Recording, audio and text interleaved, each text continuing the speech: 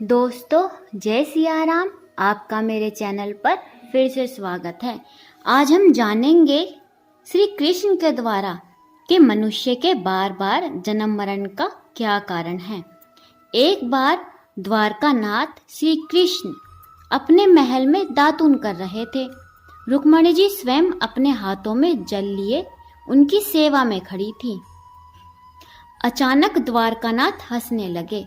रुक्मणी जी ने सोचा कि शायद मेरी सेवा में कोई गलती हो गई है, इसलिए श्री कृष्ण मुझ पे हंस रहे हैं।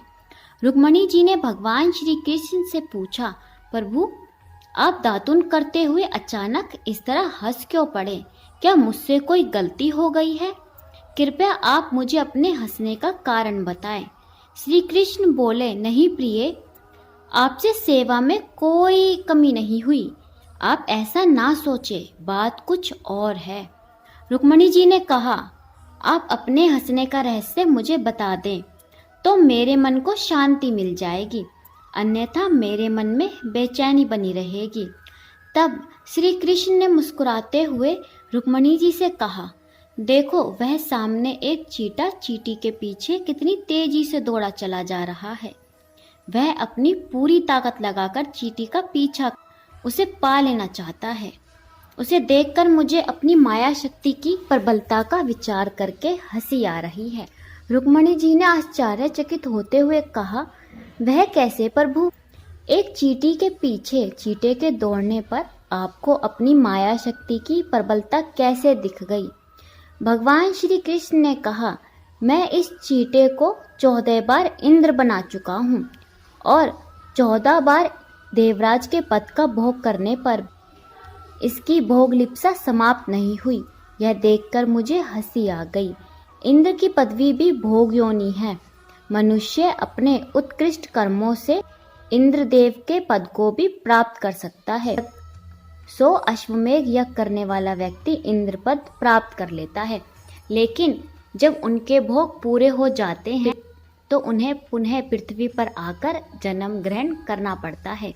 प्रत्येक जीव इंद्रियों का स्वामी है, परंतु जब जीव इंद्रियों का दास बन जाता है तो जीवन कलुषित हो जाता है और बार बार जन्म मरण के बंधन में पड़ता है। वासना ही पूर्ण जन्म का कारण बनती है। जिस मनुष्य की जहाँ वासना होती है उसी के अनुरूप ही अंत समय चिंतन होता है और उस चिंतन के अनुसार ही मनुष्य की गति ऊंच और नीच योनियों में जन्म लेती है। अतः वासना को ही नष्ट करना चाहिए। वासना पर विजय पाना ही सुखी होने का उपाय है। बुझेन काम अग्नि तुलसी कहूँ, विषय भोग भय घीते। अग्नि में घी डालते जाइए, वह और ज़्यादा भड़केगी। यही दशा काम की है। उसे बुझाना हो तो संयम रूपी शीतल जल डालना चाहिए। संसार का मोह छोड़ना बहुत कठिन है। वासनाएं बढ़ती हैं तो भोग बढ़ते हैं, इससे संसार कटु हो जाता है। वासनाएं जब तक छीन ना हो तब तक मुक्ति नहीं मिलती। पूर्व जन्म का शरीर तो चला गया है, परंतु पूर्व जन्म का मन नहीं गया। तृष्णा के समान कोई दुख नहीं और त्याग के समान कोई सुख नहीं।